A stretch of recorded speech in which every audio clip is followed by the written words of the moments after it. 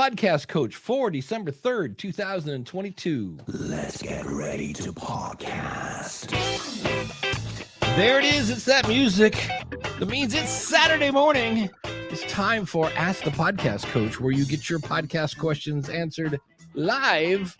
I'm Dave Jackson from the School of Podcasting.com, and joining me right over there from the Gallup Studios this morning, the one and only Jim Cullison from theaverageguy.tv. Jim, how's it going, buddy? Greetings, Dave. Happy Saturday morning to you. Actually, my office, it's just more comfortable in here than in the studio.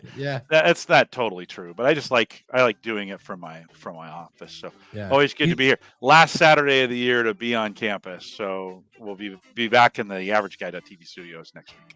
There you go. Yeah, I just knew you're not in the basement. So no, not hanging out in the under the lights. But you know what? I still have some coffee. I had to kind of improvise the pour a little bit, so we're gonna go from cup to cup. Can you help me out here? I got to first. I've got to fade out the music. There we go. And let's get that coffee going. Oh yeah, that's some good stuff right there. I can smell it. It's weird over the internet. I'm like, man, that smells like good. Smell-o-vision? Is that a thing now? And of course, that coffee pour is brought to you by our friend Mark over at podcastbranding.co. If you need artwork for your podcast, here's the thing. I had somebody this week and I said, how did you find the School of Podcasting? She said, well, I was searching through Apple Podcasts and your podcast came up and I saw your logo and it looked professional. Nice. And I clicked on that and I was like, there you go.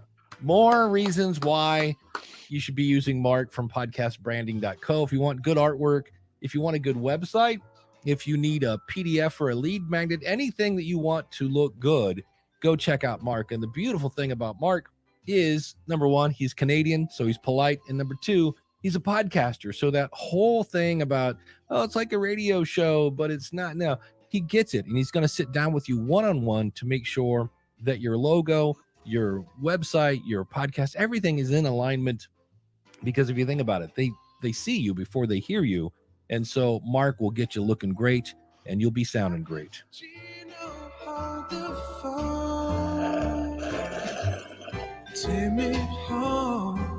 And of course, you can find him at podcastbranding.co. And Jim, if you had your mug, do you have your actual mug? I do. I brought it with me. Yeah, Look at that. It's a good travel mug. It comes with me. I did forget it the last time we were here, but it's here this morning.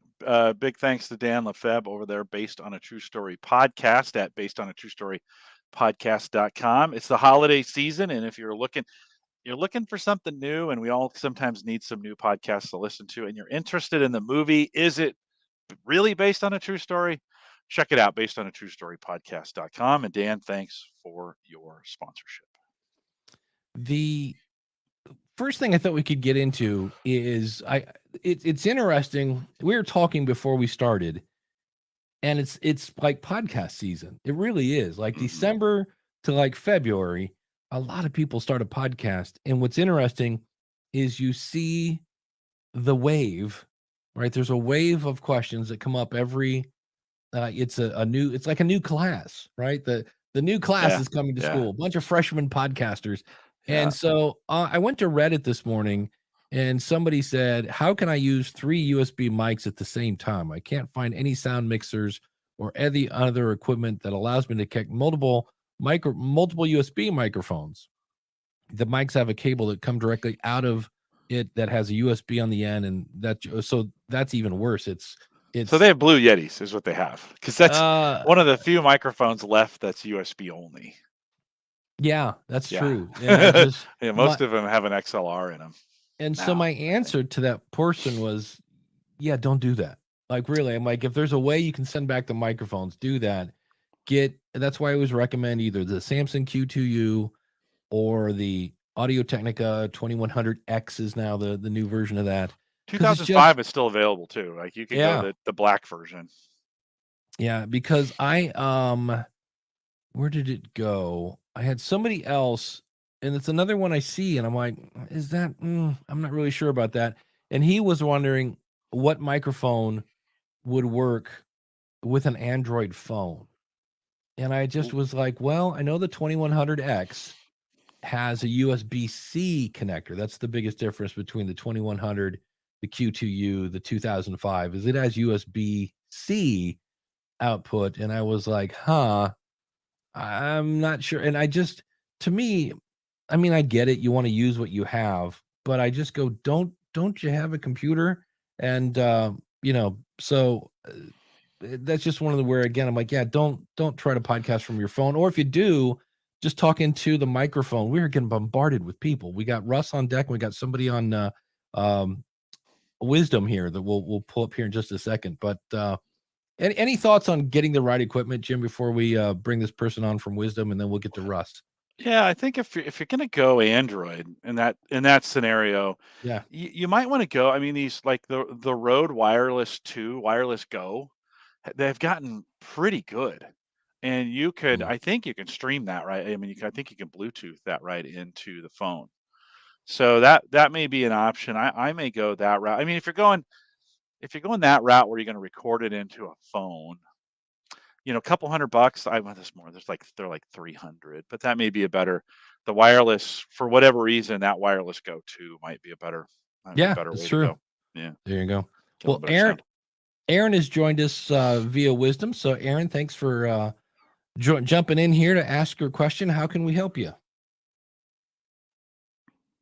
And nothing's muted in Aaron, are you with us?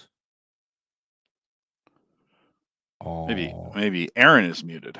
Yeah, I'm gonna say we'll give you another 2 seconds here. Because I listened to this on the what do you call it? The Bluetooth. We tested it before we go on. That's gonna suck. All right. Well, Aaron, have him hang tight. We'll get Russ in here, and then I'm gonna send you out here, not out of the thing, but maybe we'll go out and go back in. And while you're working on that, we'll bring Russ on to get his question going. And that's what I call edit point one. So we'll bring Russ up on the screen here. Russ, how are you, buddy? Good as always. Good to talk to you. Thank you. Yeah. I listened last week. I sent you an email with some links. I don't know if you have it there, Dave, that you're at the ready. I do not. I close my email because it dings when I get new email. I have it set up that way. But I know you mentioned you want to talk about SEO. Yeah, I wanted to talk about two things. First of all, I believe I'm pleased, that I might have added some value to your program. I listened last week after the fact, and Jim mentioned the conversation we had about the power supply. Yeah, we talked about that, and right. And I just wanted to clarify that was, yes, it has solar capability, but it's really just a big battery that sits in the middle of the table. Got it. It doesn't have to be hooked up to the sun. No, right. Yeah, no, but you can recharge it. I mean, that could be a situation, Rust, or you could take that with you. Say you want to create a podcast from a campsite, right? Right. Who wouldn't want to? Or is on the road, right? A traveling, you can get those solar panels with those and charge those things up. You don't have to. The other thing, let me add to this too. Let me just one bit of geekery on these. Not all solar generators are the same right now. So there's a series that are coming out with some newer batteries where they get like 3,000 or 4,000 cycles before they start to degrade, and then the older ones are like 500 cycles. So make sure if you're thinking about introducing, a solar generator or a battery, it's really, to Russ's point, he's right.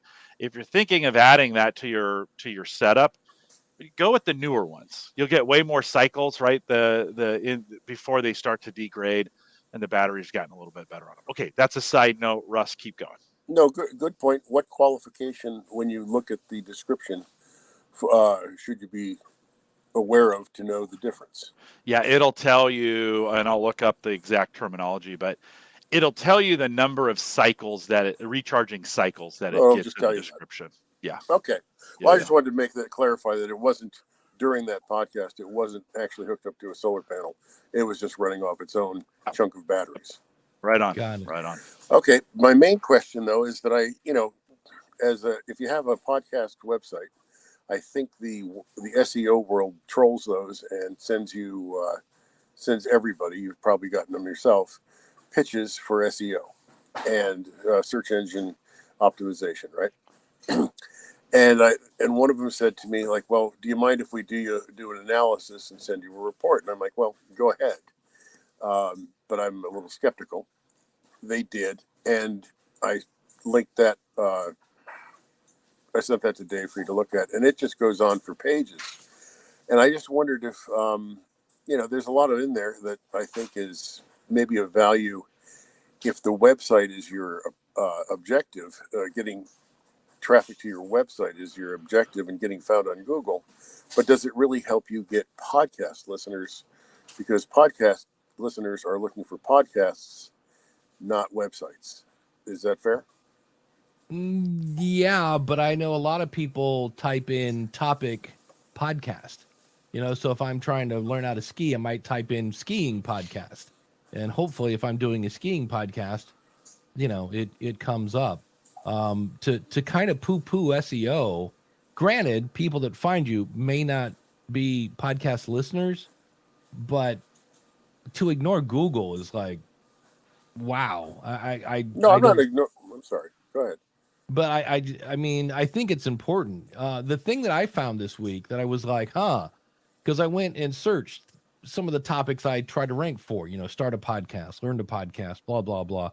And I'm surprised at how short the first page of Google is, because they had 4 ads at the top and 2 ads at the bottom. So they're like 3 spots on the top 10 on the front page of Google, and the rest are ads. And I was like, so apparently if you want to be on the front page of Google, you better bust out your wallet, because I was like, it used to be, they'd have an ad or 2, and then you'd have like 8 different listings that were, organically there.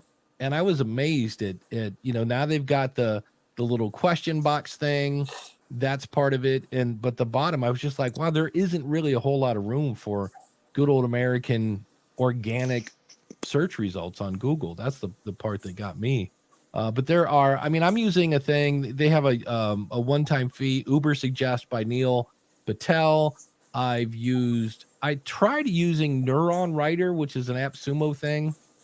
I think I talked about this last week, that by the time you get done writing this thing that it says is going to get you lots of traffic, it just doesn't sound natural. And I'm not putting that on my website. I would rather and I have decent, like every time I go into any kind of SEO thing, it's like, wow, I'm like a 78 out of 100. They're like, you have great SEO juice. And I'm like, and I've gotten that by writing show notes for people, not for robots. But, I definitely think it's something, because we know that search in most apps is horrible.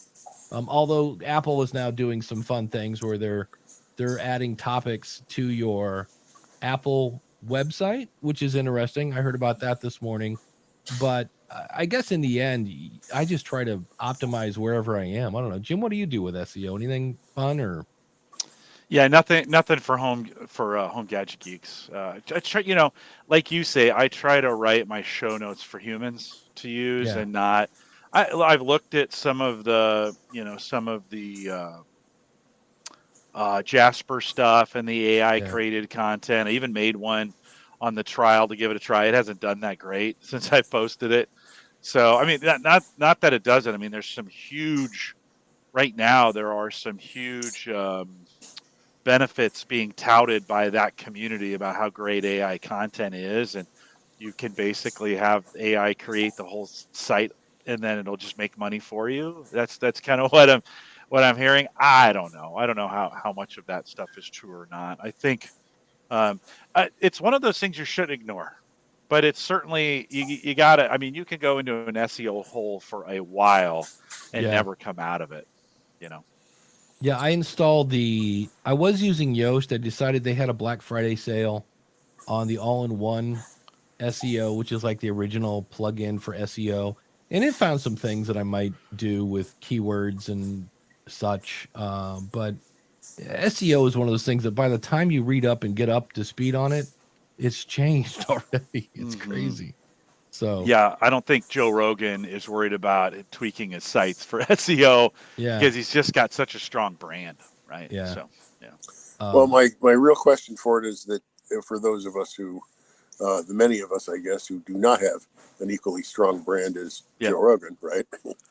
The company that pitched it to me, they're wanting like $1,500 to tune things up, and the example they picked was some pretty obscure words off the individual episodes, and I thought maybe you guys have got more experience with this, so I think it's what I'm hearing is write better show notes and leave it alone for now.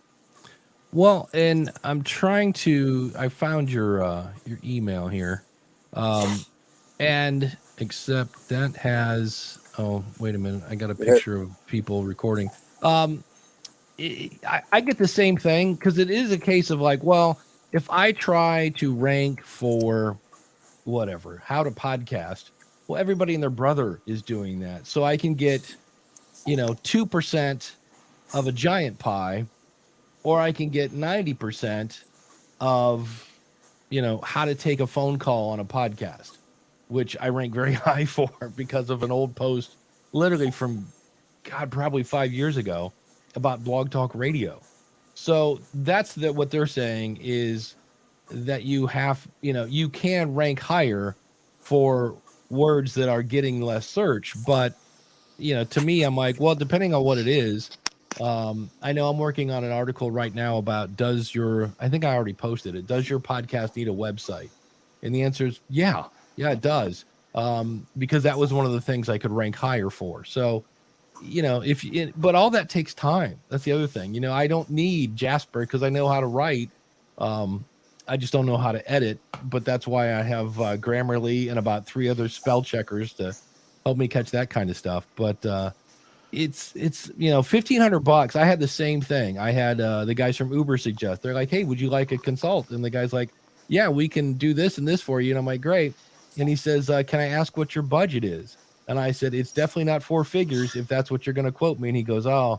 And I go, look, if that's the case, I go, I'm going to be real nice here. I go, not that it's not worth it. I just don't have that kind of budget right now. And I said, I don't want to waste your time. And he goes, you know what? I appreciate that. And we just politely were like, it's not a no, it's a not now. But in the meantime, I'm going to see what I can do on my own, Russ, let me ask you this question. Do you think, so you pay $1,500, is there an opportunity for a $1,500 ROI for you?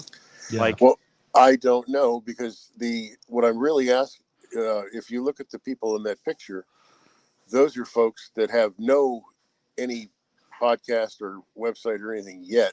And I was hoping it'd be a way to get them jump started to when they release their own shows. And I just wondered if it was part of a package I should consider offering and rolling into them. And I don't think right off the bat, a $1,500 ROA is going to be gained from that, but maybe down the road. The one thing I can see here on your website, if this is yours, the Turkey Trot thing, it's actually Claremont Speaks, but I see that you're starting here every title with the Turkey Trot. I guess it's part 4. Well, those are short interviews from my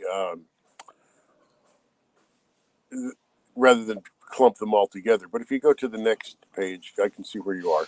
Because I guess my question is I understand it's the Turkey Trot Chronicles. I'm kind just like, joke, yeah. Well, okay. Number one, it's an inside joke, but the other thing is, like, because somebody asked me this. We were talking about this morning. That people ask questions. How do I gauge if it's a good title or not? The answer is, which one makes you want to click more? Because this is something I just started doing. I write now. At least for the School of Podcasting, I have to write 5 different titles for the episode. And then I look at it and go, okay, which one do I want to click? Because in the end, that's what a title's supposed to do. It's supposed to help explain what it's about. And so I see people that'll do things like your show is called Claremont Speaks. I'll see people that'll put in the episode title, Claremont Speaks, episode 27, and then the actual title. And I'm like, well, first things first, if I can see the and Russ, can you mute when you're not talking, pretty please?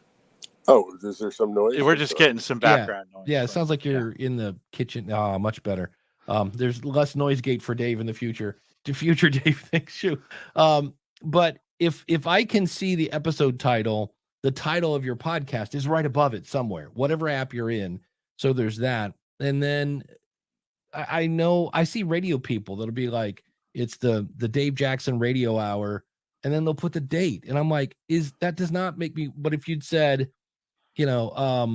saving money, Christmas shopping, I would click on that much more than Dave Jackson Power Hour, December 3rd kind of thing. So this is a Podpage page. So I see that, because the other thing I always ask is, can you subscribe to your show on your website? Because that's really what you want them to do. If I click on this, okay, so here we've got, what is this, Dave? Yes, thank you. So I'm clicking on, thank you, Jim. You saved my butt. Send your email to, it's, so I clicked on an episode just to see what it is, and you've got your artwork here at the top, then a player, and then subscribe buttons, and then you've got the meat and potatoes here. So and you've got a fair amount of notes here. So I get, without reading this here, that this describes what it is. You've got some links here. You've got an email here. Just realize when you put your email in the show description, you are kind of asking for spam. I always send people to my contact page, which does get a fair amount of spam, but at least all the spam is going to one thing. So that's the first thing that just jumped out. I was like, wow, your episode titles might be a little too inside baseball, where you're putting in the name of the turkey trot thing. But that, if it's, if that's something, again, this is where you have to realize this is a local show, right? It's a local show. So the Claremont turkey trot focused, right? Yeah. So the turkey trot. Everybody in Claremont knows what that exactly is. what it is. Then you're fine. Then you're fine. Yeah. So does that help, Russ? Of course it does. On that, it was a choice of taking all these short interviews and clumping them together as one, like, say, 5-part podcast, or putting them as separate. And the people that I talked to, they said, well, I want to be able to listen to mine. And I thought it would be easier for them to find if their name was in the title. Ah, there we go. And easier to share. Right. And so here, and they don't have to share everybody else's. They can just share, oh, here, I'm the guy from the shoe store that was exhibiting, and the lady from the exercise place that talked, or whatever. She doesn't have to get involved in everybody else's. And all those 4 or 5 podcasts there, that say the Chronicles, they're like 5 or 6 minute interviews. These are not, they could all be bunched together in one big one, but I think it got confusing. All the other interviews I have lowered down, those are single person interviews that are roughly an hour, give or take. Nice. Yeah, that makes it easier for them to share as well. You don't have to go, oh, here's the episode, I'm at the 37-minute mark kind of thing. Right. Nobody understands that. Yeah, it seems. And so final question is, you say don't put your email in the description. Does that also then open up, when I put in the show notes, the emails for the to contact the guests, which is to their that's up to what they're trying to do? Is that going to open them up to a wash of a tsunami of nonsense? It just depends if they're going to get scraped or not. Yeah. We say all the time, make sure your contact information is available for people if they're trying to find you. It's like your social security number here in the U.S. I mean, it's supposed to be private. Is it? It's probably been out there so long that in your email address is probably going to get scraped from somewhere at some point in time. Dave, personally, my preference is to get it there and just handle the spam on the back end. Like I said, I want people to be able to send me an email. I don't want them to have to hunt and peck. And I hate email forms. I hate them. As soon as I see them, I'm like, yeah, I'm not going to send it. So that's just so if you're trying to cut down on spam, but see, Jim's not spam, but there are people, and I get that. Yeah. There are people. And bots can fill out forms too, unless you have yes, CAPTCHA, they can. but they figured out how to do that as well. So anyways, Russ, I think whatever in that, my experiences, whatever you want to do in that area, that just know if you put your email address out there, it'll probably get spammed. And there's people who get mad about that. So if they're going to get mad over spam, don't put an email address out there. And go back and take it off the description if they do. If they're going to get mad, yes. Yeah. But yeah. I get Jim's point. If you don't want spam, I don't know, don't have an email address. Exactly. You know what I mean? Because if you have one, it's such a broken system. It's I so have broken. I set up a Gmail for my church, and it gets spammed, and it's not even anywhere. It's just somehow. Yeah. Google shared it with somebody. I don't know. It's the nature of the beast with email, of it being an open system. So yeah. But anything else we can help you with, Russ? Not today. You guys are great. All right. Thanks for calling in. Yeah, like you said, the pictures of the spaghetti fest that it was all the wires and cables at that 10-person round table. Yeah. So crazy. There you go. All right, man. We'll see you. All right. Take care, Russ. Thanks. Yep. You bet. Bye. Yeah. DR says, talking about, transcriptions and show notes and things like that. Capsho's not quite there for me. My biggest pain point is finding those quotes for the quote cards. It's like finding a needle in the haystack, and Capsho is good for that. Yeah. I'm telling you, man, the thing that I love is, and I'm like going to be bummed if somebody doesn't invent this by the time my contract comes up on Otter, is that thing where they go through and find the subjects. Yeah. Because I had somebody contact me, an old client, and it was before I was kind of taking notes in the CRM I have. And I was like, I forget what we talked about. I found the recording of our Zoom call, ran it through Otter, and went to the right site. Here's all the topics we talked about, copied and pasted into his new thing. I was like, oh, I love that feature. It's great for this show where we have multiple topics. And I'm just like, Capsho kind of does that. I did make a video for Deidre and said, hey, like, this is what Otter does. And apparently they used to do that. And their people were like, hey, like, can we get rid of all this noisy stuff? And I was like, it's not noise. Isn't that interesting? Features, like really good features that come out, and like that. This is what happens when you listen to your audience and you're like, oh, a few people don't like it, let's take it down. And you never know.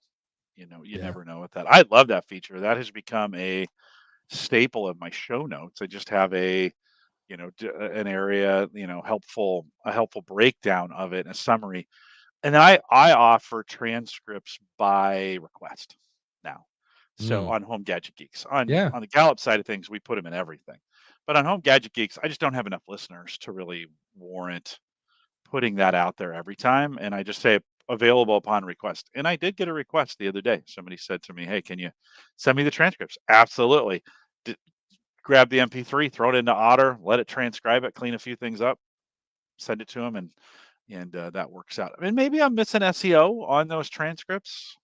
I did the whole transcripts things for 2 years, and Dave, I didn't see anything that would make a difference. Right. I've had some people that have asked me about transcripts at Libsyn, and I'd say, upload your PDF as a file for download only. So it doesn't go into your feed, and then link to that PDF. And then you can see how many people are downloading it. And the answer was nobody. Yeah. Pretty much. I mean, a little, and I guess that's one of those things like a spare tire. Like if somebody really wants a transcript, there's probably a reason for that. But yeah, I know Todd and Rob on the New Media Show were saying, I forget who did the study, but it was like 20% of podcasters have a transcript. Yeah. There's a transcript 80%. Tag, right? Yeah. In 2.0, there's a transcript that's tag. it. So there might be people that have transcripts, but it's not in the spec yet because the spec's not available in most hosts. Yeah, in that new spec, that may encourage me, because there's a transcript tag, that may encourage me to actually put transcripts in, because people may be looking for podcasts that also have a transcript, right? And then you would show up in a search somewhere. So that may be something I have to think about in that new spec.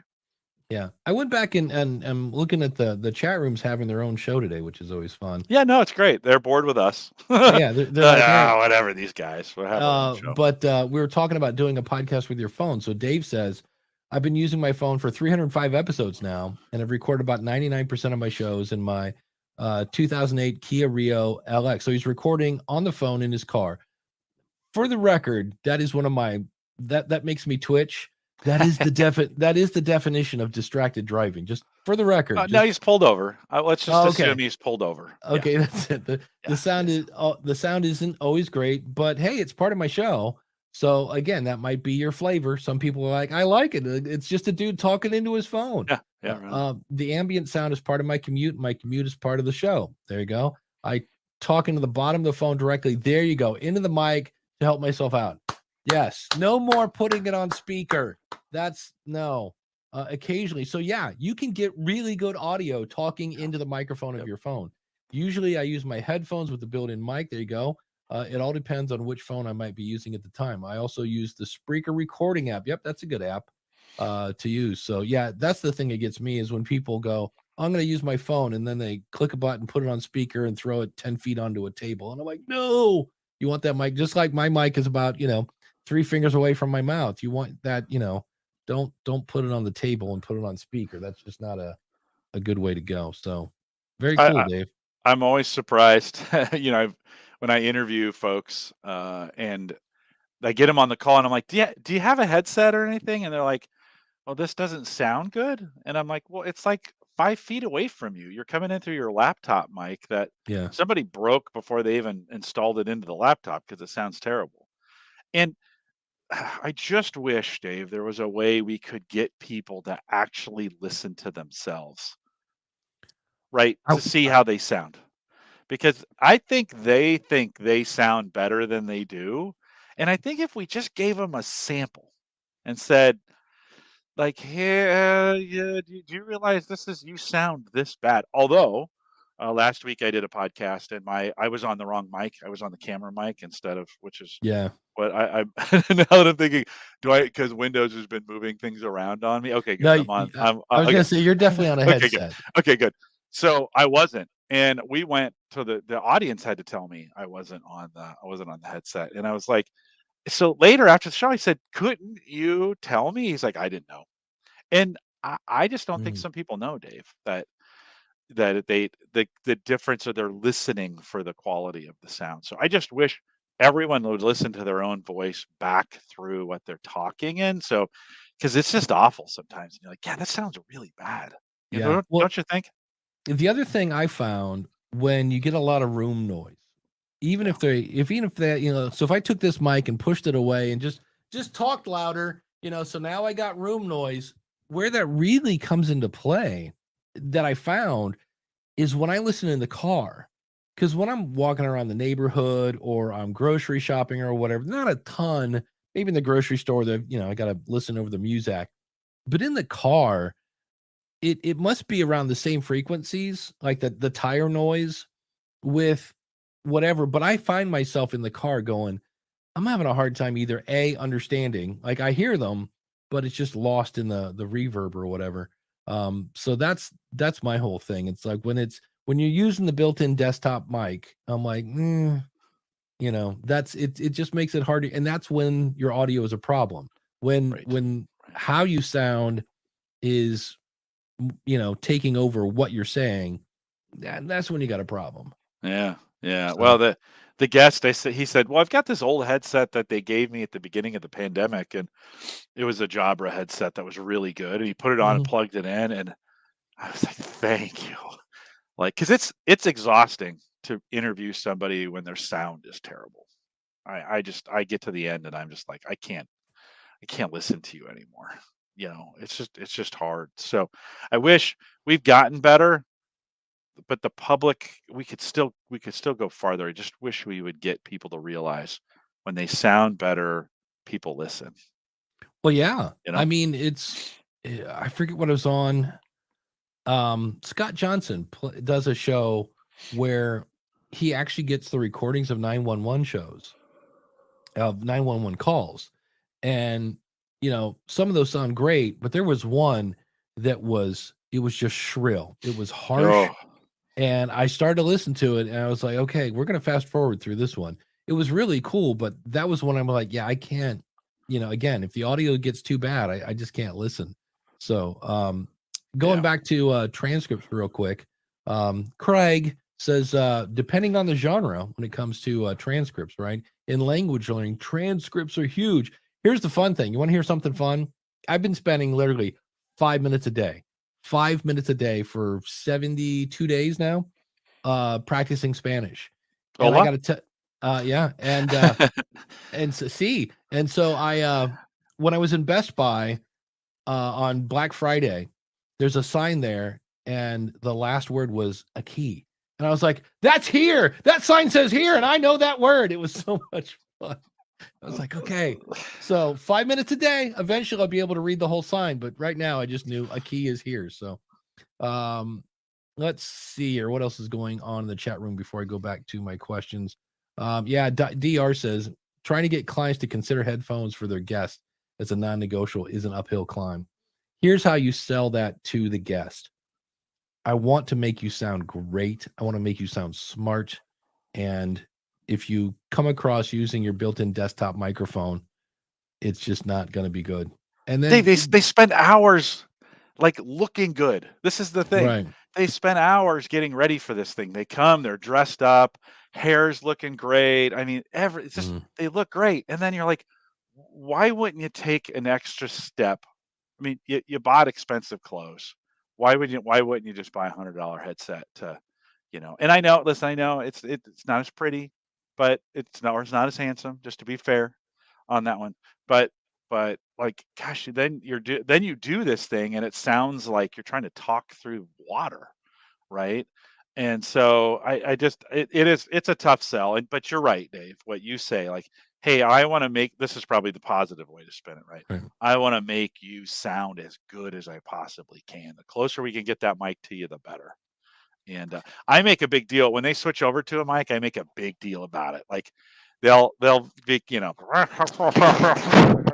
whatever they do, and then they put their headset on, and I'm like, oh, like I make a big deal. Thank you. It sounds a million. Like people are gonna really be able to hear you now. So I try to encourage them on that. Well, and then for the podcaster, realize that when you put bad audio on your podcast, that's your brand that's taking the hit. Not like, oh, you know what? I love Dave's show, but boy, that one guest was horrible. But I love Dave's show, but I'm going to quit listening if you keep serving that crap to my ears. So, that's where it's weird. And here's the other one I don't get. How many people are in the world, Jim? I have no idea. Like 7 billion or something like that. 7 billion. Yeah. And oh my God, if I don't get that person on my show, that's it. I'll have to hang up the microphone and go home. I'm like, is there nobody else?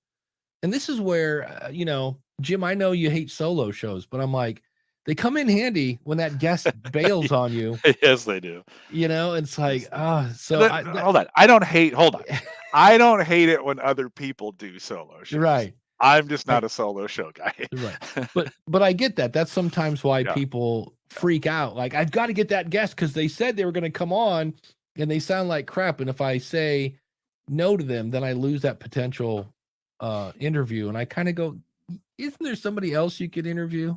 I don't know. It's kind of that's the one I kind of don't get. Somebody asked, I think it was Uncle Marv. Somebody asked about what microphones are there a few recommended headsets? I personally say no. Like Jim sounds great, but I'm gonna cut down his, and he doesn't sound awful. There's no bass to Jim's voice today. Yeah. And that's just a headset thing. It's a little tiny microphone. Yeah, exactly. Yeah. I don't expect it. I know there's the Audio-Technica something 20 something. It's $300. It's the one they use on ESPN. Mike Dell has one, and I heard it, and it sounded okay. It sounded like a headset. There still was not. Again, you have this itty bitty microphone, and you're trying to make it sound like a regular microphone. Well, that's like saying I'm trying to take a Volkswagen and make it run like a Porsche. I'm like, there's two different things. One's a headset and one's not. But Jim, I know you have a couple that you said sounded better than others. From a headset perspective? Yeah. Yeah, so Logi's got this new one. This is called a Zone. It's pretty good. Like $160, $175, so not terrible. The Jabra, we had used the Jabra 40s for I think they have a 40 and a 45. I recommend the wired on both of these and not the Bluetooth versions. Bluetooth's a little more expensive, and then batteries are just, for this kind of deal, the batteries are always going to go out on you. in the middle of a podcast. So I just recommend the wired side. So both Jabra, Sennheiser has made some good during the pandemic. I think has made some pretty good headsets like this that you can go. I've got that. I think I have the headset that's got the full microphone on the front at home that I use from time to time. And I forget SPB1 or something like that. I forget the model on it. But there are some good headphones that you can do, and they don't have to be expensive. They don't have to be under $100 either. Like, I mean, I know budgets are tight, but this is something you're going to be using all the time. I'm on this headset all the time. I kind of use it as my LinkedIn Live headset now rather than doing it from the studio. So we're trying to make our LinkedIn Live sessions look a little more like, hey, we're just coming in from the office, kind of deal. But yet I don't want to sacrifice too much quality on it. So those are a couple that I like. Yeah. Somebody here from Dumbing It Down with Dave. Says, he's responding. He is driving, by the way. Dave, okay. I'm sorry that you're driving.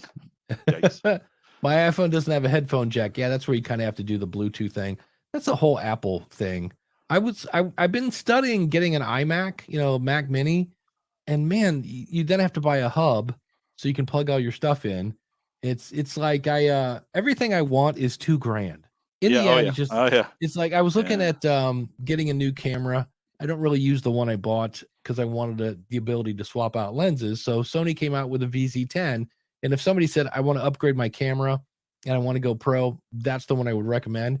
But the camera is like $700 and then the lens is another $300. And you're like, wait, what? And then if you buy one with a lens, like the kit lens that comes with it, that's $1,000. And then the lens is $400. I'm like, everything's just like, by the time you get done, you're like, I'm real close to sneezing away $2,000.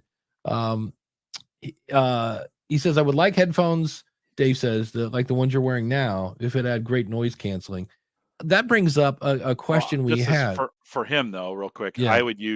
This is where I would maybe take a look at that the Rode Wireless Go 2 device and see if that you could clip that on the what's that thing that blocks the sun out? Yeah, something rest. No, no. Why am I blanking on that thing? Flip we all know what it is. It's the flippy thing in front of you when you drive. Yeah, blocks out the sun. Right. You could clip it to that, and it would be right above you then, and you could still have both hands on the steering wheel then, and be talking. Right. Yeah. There's nothing wrong with that. Holding that phone is pretty distracting as you're driving. So I don't think we can say that's a great idea, but that something like that would give you, I think, a little bit better sound that you could process through to take the road noise out. Yeah, I saw a question in Reddit and it says, does anyone out there podcast from a pub or a cafe? If so, I'm curious, how do you deal with the noise of background chatter? Does it just act as atmosphere and you ignore it, or do you try to edit it out? Or is this just a plain bad idea that will never work? And I was kind of leaning towards that one. If you're worried about the background noise, maybe not podcast from a pub. Exactly. It's just a thought. Yeah. How much do listeners care about that kind of thing? It depends. Again, if it's distracting, if I can't hear people in my car over the clinking and stuff, it does add atmosphere. I used to listen in the early days. There was a show called Marketing Over Coffee, and they did it from a Dunkin' Donuts, and they would just stop. This is like early days, like 2006, because every now and then somebody have to make something where they ground the beans or whatever. And so they're talking about Google juice, and all of a sudden, and they would just stop. They wouldn't edit it out. And I was like, oh, geez. Our voices, they say, are perfectly easy to follow, but the chatter is always there in the background. It's quite noticeable. Yeah, there's the phrase that we don't want to hear.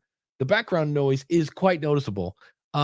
I'd love to hear some feedback. So for me, when I hear, if you're asking the question, that means it's becoming distracting.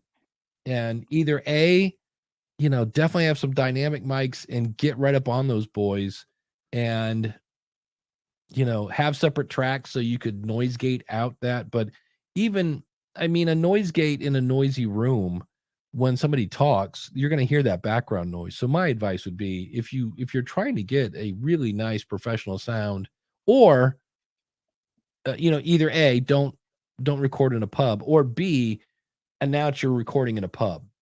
so that when the audience hears the chatter, they're not like, what is going on with this podcast? When you're like, hey, live from the Chuckle Hut, it's, the Dave and Jim Comedy Hour, where we talk to up and coming comedians or whatever. And then when people hear all the stuff in the background, they go, oh, that's just what the Chuckle Hut sounds like. So that's an interesting one though. But it is, you always try, at least for me, I always recommend getting the quietest place you can, unless the ambiance helps. If it's a nature podcast and you're walking around the forest, well, that kind of probably adds to the show. It as always, it depends. So yeah, and I used to do interviews, short interviews, 15 minutes from the conference floor. mhm. We would set up a booth, and then I would set up another booth to do interviews in.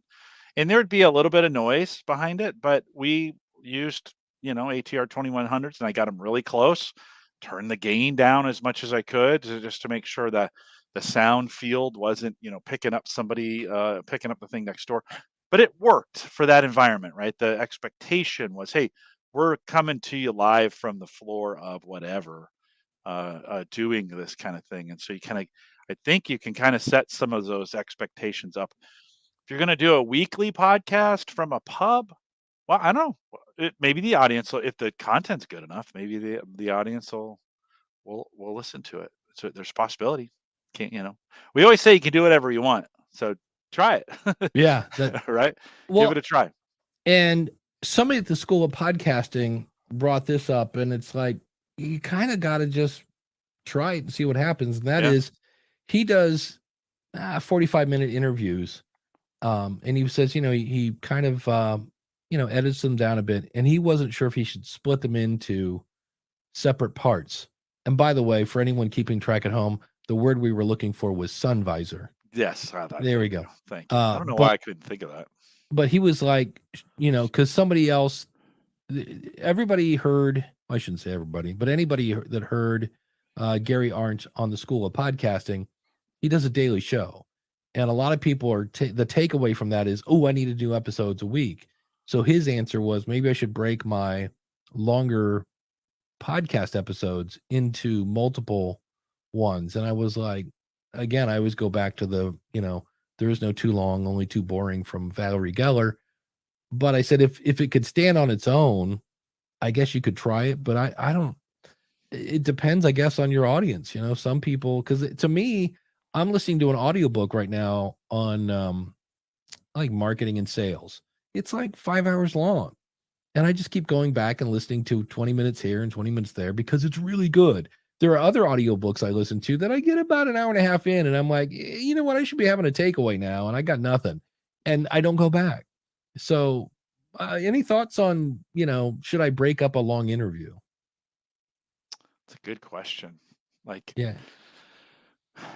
I've said this before, but I've had folks get mad at me for making shorter shows at times. Like, hey, dude, you're consistently an hour and 20 minutes, and that's my commute. And so stop. You don't make it an hour. I need you for an hour and 20. That's why I put you in the slot. Now that's just a handful, right? So I think kind of, Dave, I think the thing I always say is, would you listen to it? And if you would listen, if you record a 3-hour interview, doing the interview is one thing, listening to it is another. Yeah. Would you go back and listen to the whole 3-hour interview? If you say yes, throw it out there. If you say no, I probably wouldn't. Break it up. Like break it up. It is awkward to, to like part 1 of the interview is this, and next week part 2. I don't know. It's a really good question. I don't know if there's a formula. Yeah, that was me. I was like, well, and he's fairly new, because so the whole like, well, ask your audience, and he's like, I'm still in that kind of new, don't really have much of an audience kind of thing, so there's nobody to ask. And I was like, well then, and this is sometimes what I've done is try it and then listen to it, and much like before where we're talking about, okay, which one makes you want to click? Does this interruption, like when you listen to part 2 of the interview, does it kind of not work because we don't have part 1? Or, because you got to be careful with that. You can't, and like segment 3, like it's Friday's show now, and you're like, well, we were talking earlier about SEO. Well, if somebody hears that episode, they're like, wait, what? Did I miss the first part of this this episode? Yeah. You're like, so you got to be careful with that kind of stuff. Uncle Marv has a good comment. I think he says, if there's a natural break during a long interview, then break it up, right? Otherwise, I try to mention at the beginning, hey, this is a long interview, and I tell them why. I think that's a great, I think that's a good methodology. Yeah, Uncle Marv gets it. Were the things they beat into my head when I was getting my teaching degree is adults need to know why. You can look at a kid and go 1 + 1 = 2, and they go, okay. You say that to an adult, and they're like, wait, how is that again? You're like, okay, you've got one apple here. You got to show and explain it in a Venn diagram. And they're like, okay, I get it. 1 + 1 = 2. They're, and then throw in now the general skeptical nature of, adults. Yeah, no, like, for sure. Like, wait a minute, who's paying for that study? It's a fact. 1 + 1 = 2. All right, but did you hear that on Fox or CNN? I'm like, it's the same. 1 + 1 = 2. Maybe not. I love Craig's comment. He says, going back to recording in a pub, he says, record in a quiet place, add the pub noise and post so you can control it. It's actually brilliant. A brilliant way of thinking about it. If you're thinking about like, I'm adding pub noise for ambiance or for effect, that's a great way to control it. Go into the pub and just record an hour or 2 with a regular conversation, or you could probably get away with 15 minutes and then just loop it. Although humans have a way of hearing that when you do loop it like that way, we're weird that way. I noticed that they keep clinking the glasses every 27 seconds. I think I heard that exact clinking 27 minutes ago. People will find those things in there, but that's a great idea. Yeah. You know what is a great idea? Supporting the show. Yeah, I think it's a good idea.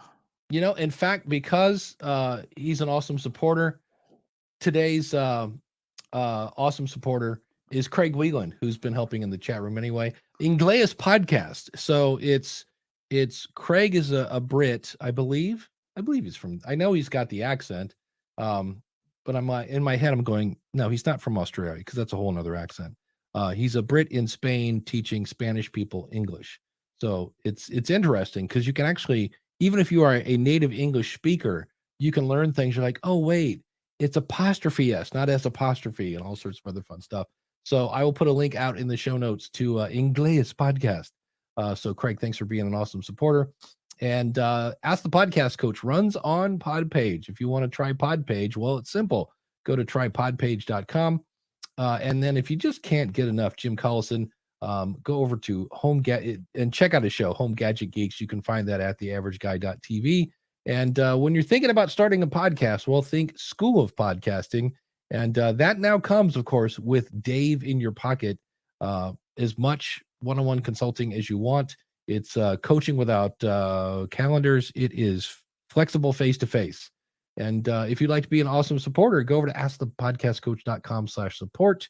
And thanks to everyone who is doing that already. In fact, I will, just to show even more thanks, we will run, I always forget this ticker. I got so much stuff going on behind the scenes here. I always forget, oh yeah, we have the awesome supporters that I can put across the bottom of the video screen. So that's it. And I've got the yes, Jim, did you just notice the Christmas lights? Yeah, we got a lot of stuff going on. Yeah. Going on. Going back to Uncle Mark. Yeah, okay. That's where you take the sponsor, right? Podcastbranding.co and Uncle Marv, you put them together. Yeah. You get Uncle Mark. One of the worst things and it's the Blue Ocean guy. He's an Australian, super popular marketing guy. And I was listening to his show, and let's say it was like how to rank #1 in Google, right? That was like the title of the episode. And they're talking to the guy and they're going over his story and how he grew and, blah, blah, blah. And his, all the stuff, the whole story. And they finally get to the part. They're like, all right, we're going to talk about Google and SEO, but first, and then they play an advertisement. And you're like, all right, well, we're getting to the good stuff. You said you're getting it.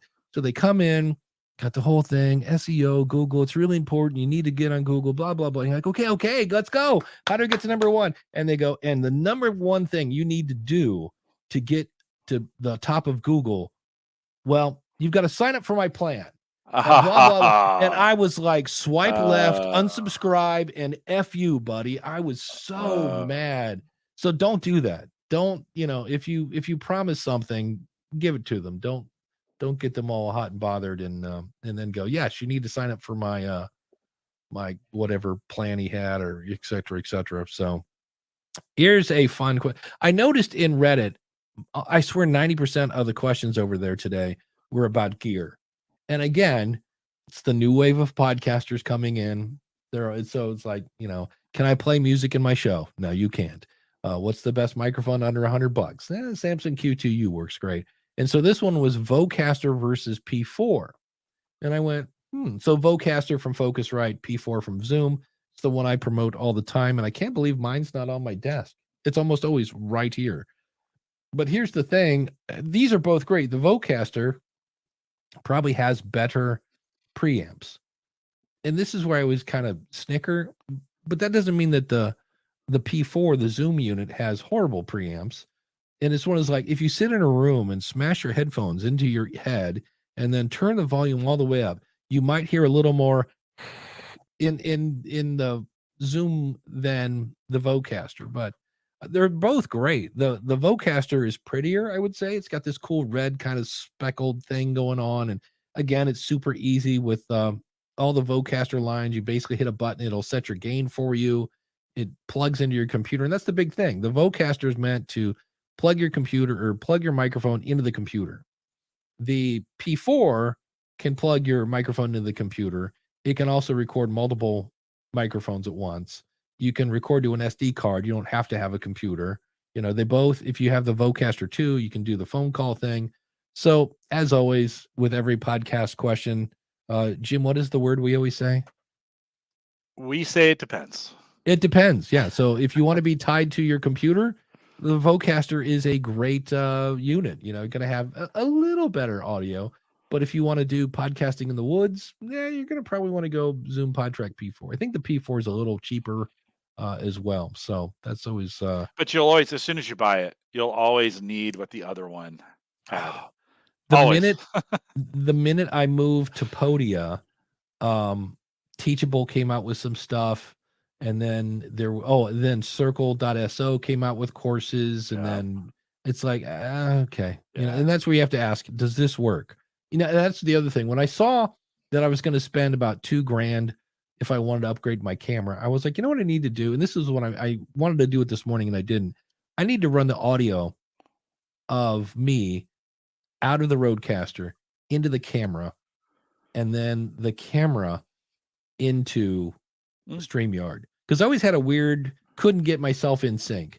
And there's even a thing in OBS where you can change it. And I just could not get myself to be in sync. And I was like, what I need to do is just get my audio going into the camera and the camera into StreamYard, and we're done. And I always think about that Saturday night or Friday night and go, I need to get up early and do that. And then I don't. So that's always kind of fun. But at any rate, so that was another one that I just went, okay, we're all kind of, answering the same questions. We're trying to use multiple kind of USB microphones. That's a bad idea. Then some other things, I was listening to James Cridlin. There we go. Take a drink this morning. And he was interviewing Dan Meisner, who used to be from Pacific Content. And Pacific Content, it's always interesting when a company gets purchased and you kind of get to see how long their contract was, where like you have to stay with the, because almost like I think it was 2 years to the day that they came up. And I'm going to share my screen, but here's some fun tools to play with, especially if you're trying to network with other shows. And they have wearebumper.com is the new Pacific Content. And what they've done is you have all these purple and aqua things, and they've taken topics. If you scroll down to the bottom, so I'm going to click on education, and at first it kind of looks like nothing happens. You get a little screen, a little circling thing, and then you get just dots, and you have these zoom in and zoom out buttons over on the left. But what I'm looking at, if I put my mouse over one of these, this is episode 296, How to Beat the Dopamine Cycle with Dr. Andrew Huberman. And there is a search button in the upper right hand corner. let me, because I know everybody and their brother's like, wait, what link is that, man? It is, let me put this in the chat room, and of course I'll have it in the show notes at the end of the show, but that's what I'm playing with. And it's just one of those things where you're like, huh, and then you can zoom in and zoom out, and in theory, like here, I guess focus therapy and stoicism is the name of the podcast. Dr. Sue Johnson on emotionally focused therapy is the episode, but I somehow this is, can I zoom into that? Yeah, you can. If I click on it, there are all these different topics. So if you want to like go down a rabbit hole, they should just name this podcast rabbit hole, because when you click on like here, let's go family therapy. So when I click on that topic, here's 2 episodes. I guess that's from this, and this is from Wikipedia. There's that one. And if that's not enough, but wait, there's more. If you go to Rephonic, now Rephonic is a podcast kind of grow your show kind of company, which it makes sense that they have this tool. But if you go to Rephonic, and Rephonic is rephonic.com /graph, you get to this thing. And so I'm going to type in Home Gadget Geeks. And in theory, there he is. And do you have 3 versions of your show with video? I do. Yeah. 1 That's audio cool. And 2 video. Yeah. We have a video large and a video small. So I'm going to do the audio one, and it comes up with this weird looking spider web thing, and you're in the middle here. Yes. And so, right now, if I click here, if I use my mouse, I can scroll in, and it's kind of 3D. So like, here's Jim, and I can just click and drag this thing, and you get a little, like, if you might need a little Dramamine before you scroll in here, but you see all these shows that have somehow, this link to, this show linked to Jim, and then this other show linked to that show. The Darknet Diaries, or somehow you use Security Now. So you talk to somebody from Security Now who apparently is tied to the Darknet. What's Diaries. The link between these? It is so Jim talked to Security Now. Okay. And then Security Now. I didn't, but okay. But maybe they're making a connection on these somehow, right? And then the Darknet Diaries, so it's the elbows connected to the, Interesting. Yeah, it's pretty cool. And so I like this version because it's cooler looking, and I need Dramamine to look at it. It looked good in VR. This would be a really good VR, Yeah. So for those listening on audio, it has everybody's artwork with just lines pointing to this show, talk to that show, talk to this show. Yeah. So if I were to come over and click on Darknet Diaries, in theory, if I double click on that, it says explore true story. So it's letting me know what the show's about. If I go to graph, okay, now in theory, do I have Darknet Diaries in the middle? Yeah, kind of. Yep, looks like it. So it's like I said, this is a great way to spend lots of time going, wait, what's that? Wait, again, I would be interested in knowing how they're making this connection. Like, is it a content connection? Are they looking for keywords? Are they, because like I've had Uncle Marv on my show a bunch, and if it was show to show, he should show up in there, and they don't. That's true. Yeah, that's a good question. The other thing that I heard on a show this morning was your Apple website. Yeah. So you have an actual web version.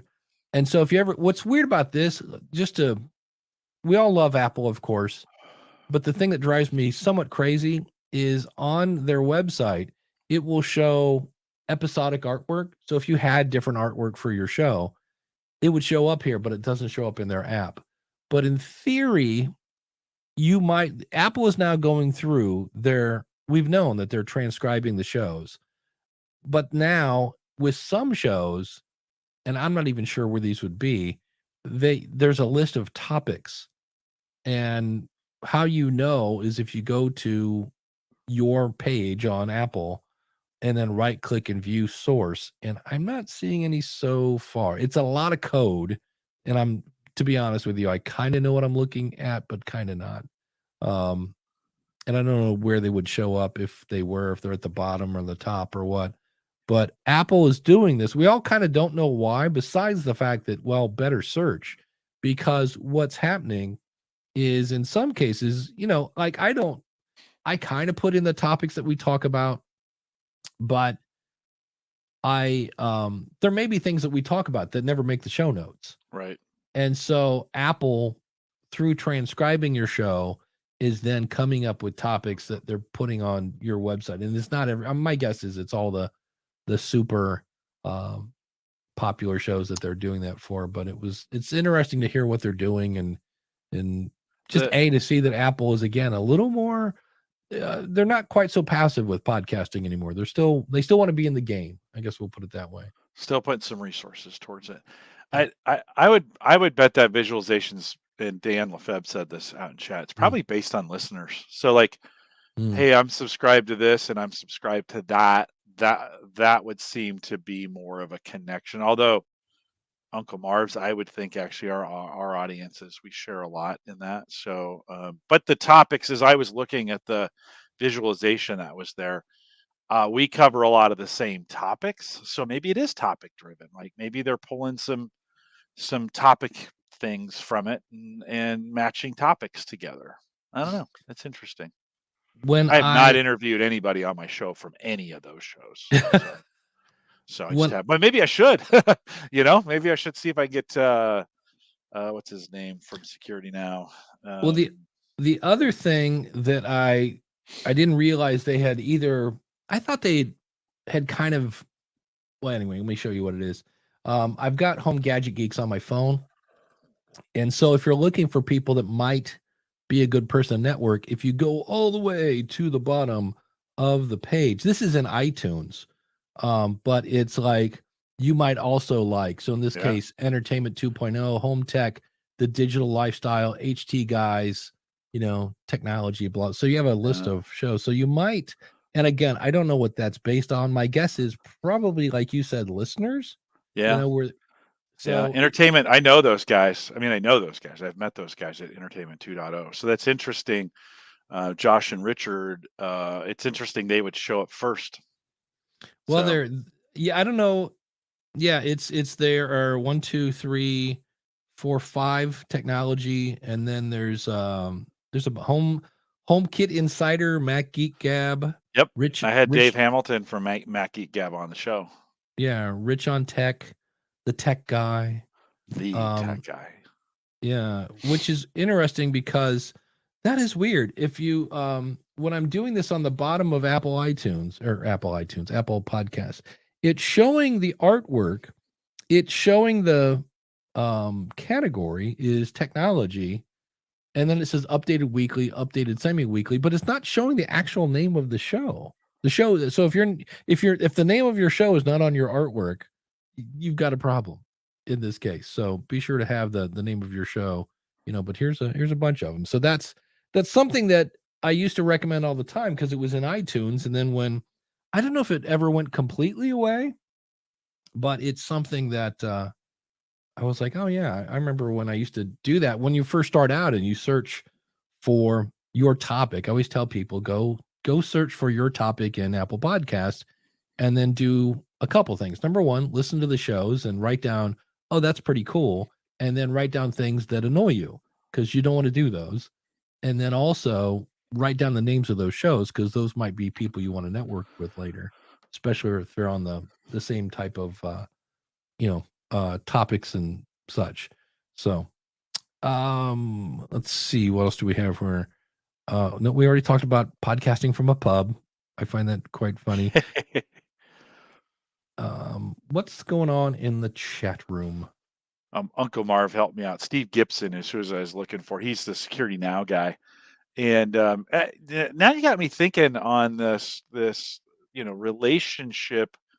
There were the ability to make the recommendations off the current podcast and then say, hey, here's some who's recommended. It's really good. The 12 or so that Apple Apple Podcasts lists are all very, very, very close in genre to what I do.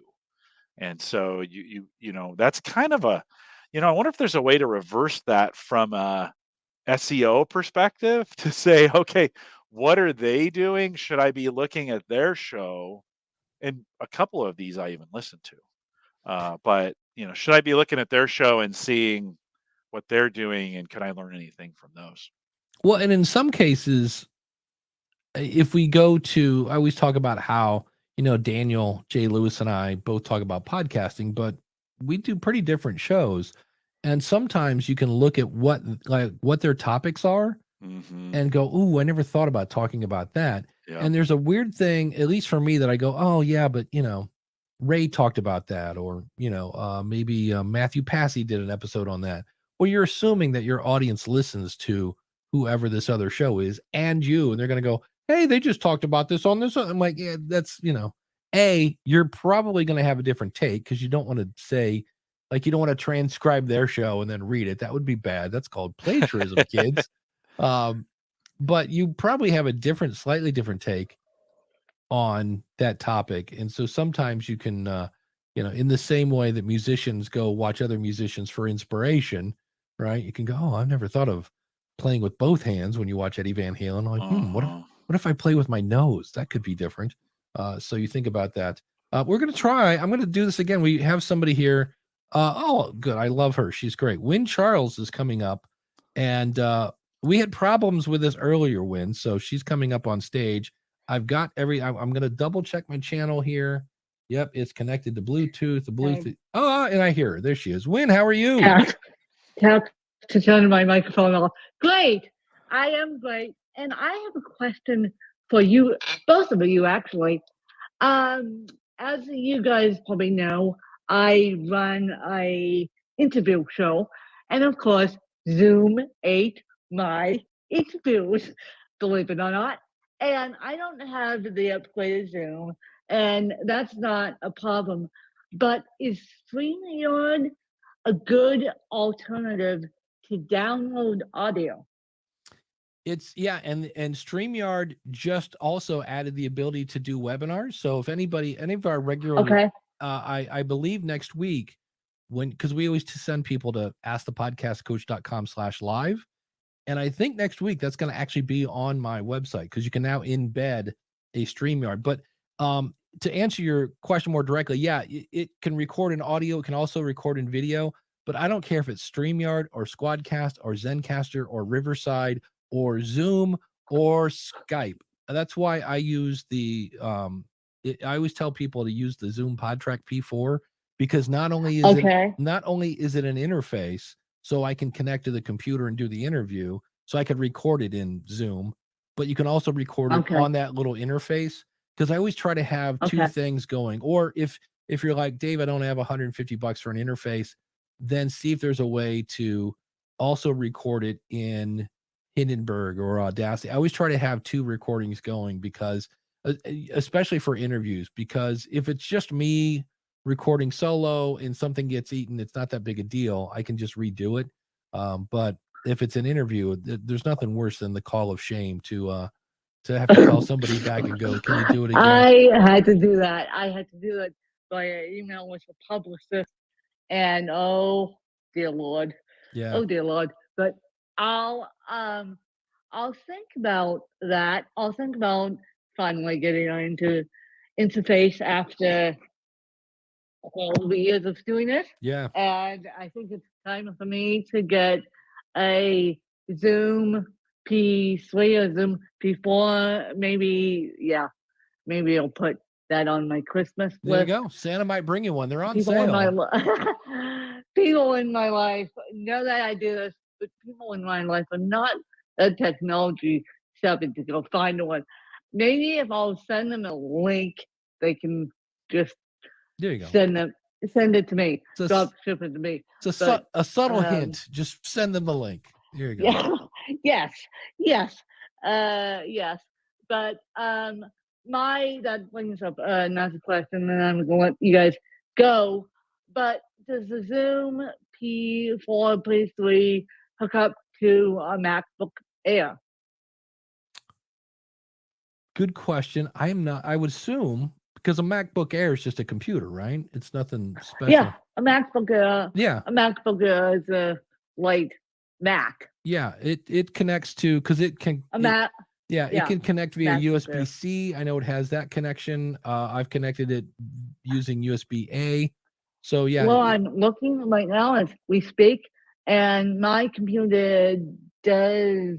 I'm going to have to get a dongle for it if I get one, because my computer requires a dongle system.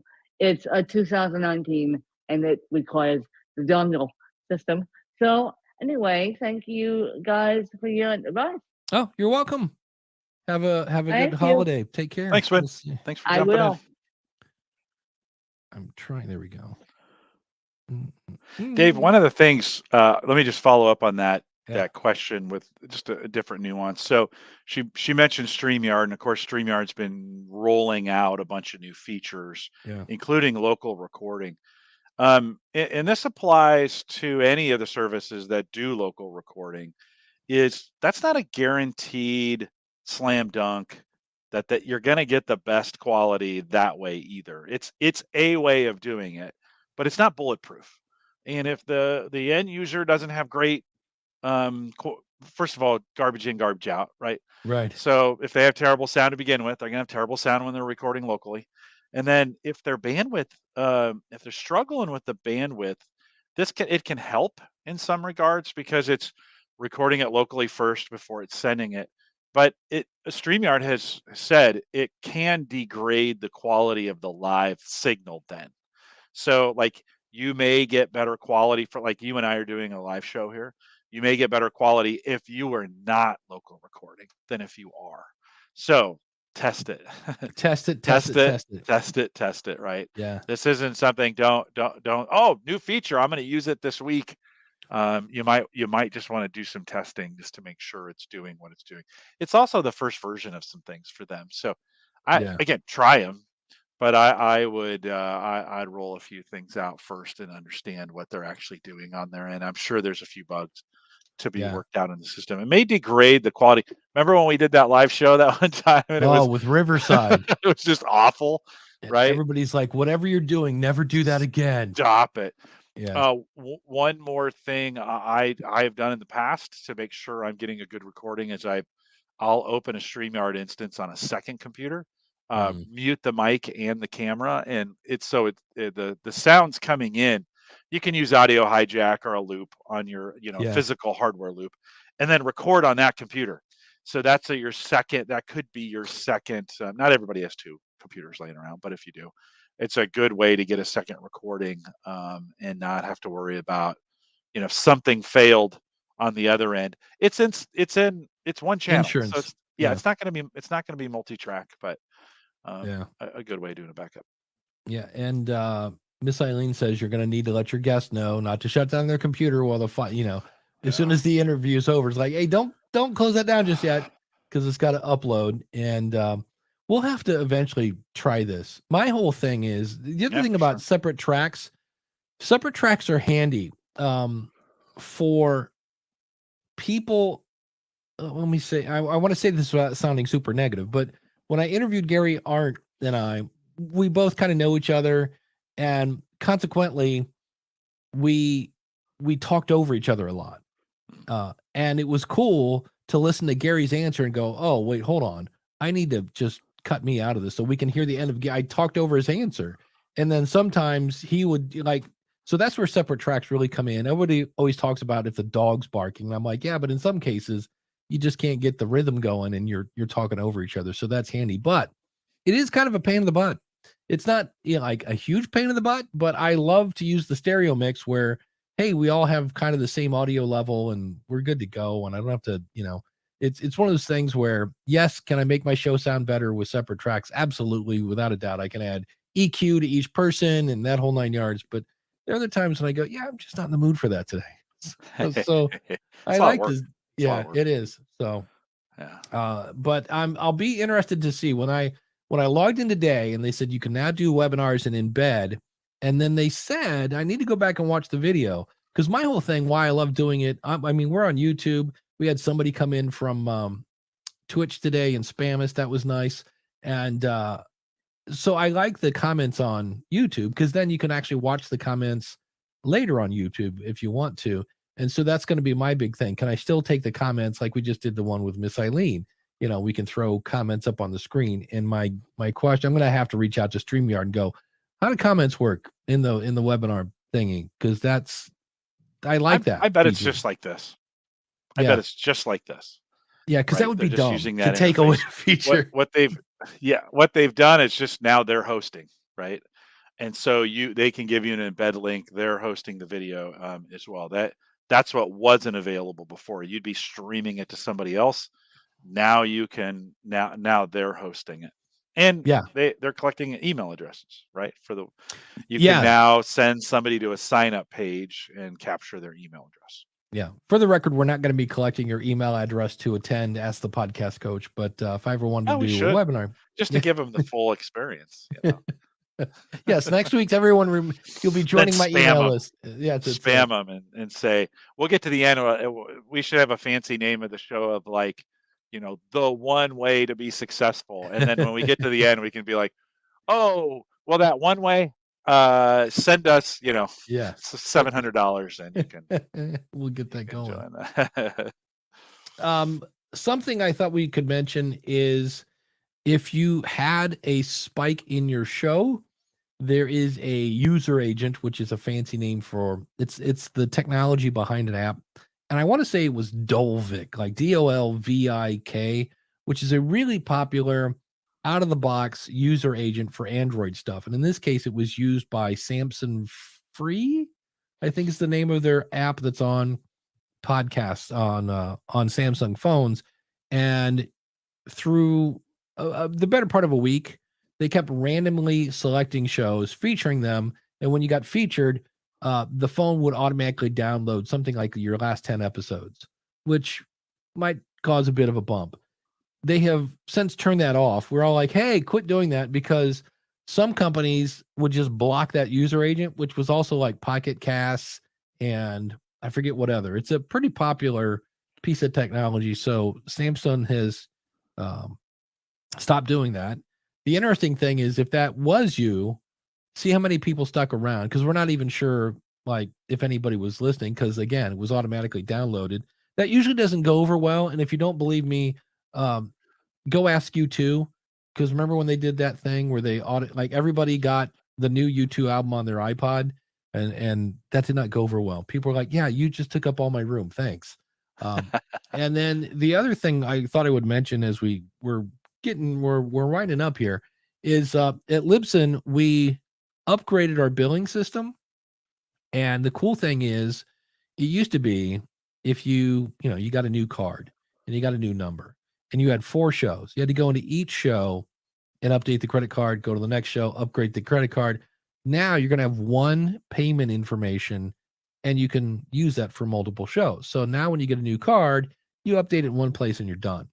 And we tested it and retested it. And we actually kind of mini rolled it out. Everything was smooth. Great. December 1st came along, full rollout.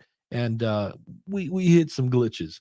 And so if you get a message from Libsyn, which you probably did, that says, hey, we're experiencing a far greater number of declines in the with credit cards and PayPal and such, all you need to do is go into settings, go to billing, and update your payment information first. Do that first.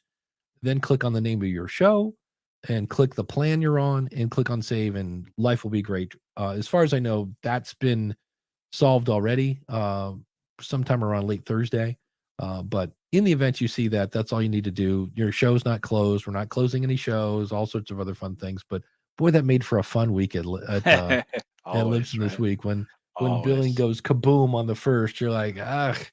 So keep that in mind. So Jim, what's coming up on theaverageguy.tv this week? Yeah, Mike Wieger is back. I said that one time and they're like, oh, I thought he was back. He was my regular co-host for a while. So he is back this week. We're going to try and get him, once a quarter or so. I'm building this brand new kind of PC for a VR experience. And I'm going to kind of be looking at what's podcasting look like in the VR space here in the future. That's going to be a 2023 initiative for me. So all the parts are in. We spend a bunch of time talking about it. Do you really want to nerd out? If Jim gets his nerd on, big time. So check it out. It's already posted. It's out there, homegadgetgeeks.com. Was it like riding a bike, having Mike back on the show? That's so good. It was so good. It was like with being with you. Like it just works. And so I got done and I just told him, I was like, God, thank you for coming back. It's so good. So good to have him. So it's nice. Fun show. How about you? I'm going to be talking because we're towards the end of the year and it's a topic I've talked about before, but I'm bringing it back because I have new information is, we talked this morning about, hey, how do I know what my audience wants? Well, one way is to ask them. I realize if you're like, I haven't launched yet, that makes it kind of tough, but I actually have courses on that, on how to find out what your audience wants when you don't have one. But this is going to be about how to make a survey because I haven't done one in a while. And I'm going to be putting one out and say, okay, here's, what do you like about the show? What do you wish I wouldn't do? And things like that. And that whole 9 yards. So how to do a proper listener survey. And just to give you a quick hint, always use even numbers. If it's like 1 to 10, because if you do odd 1 through 5, people can just pick 3. And if it's even, they have to go either a little less or a little more. So we are here next week. AskThePodcastCoach.com/live. Stop back and see what we ended up doing with the webinar. Take care, everybody.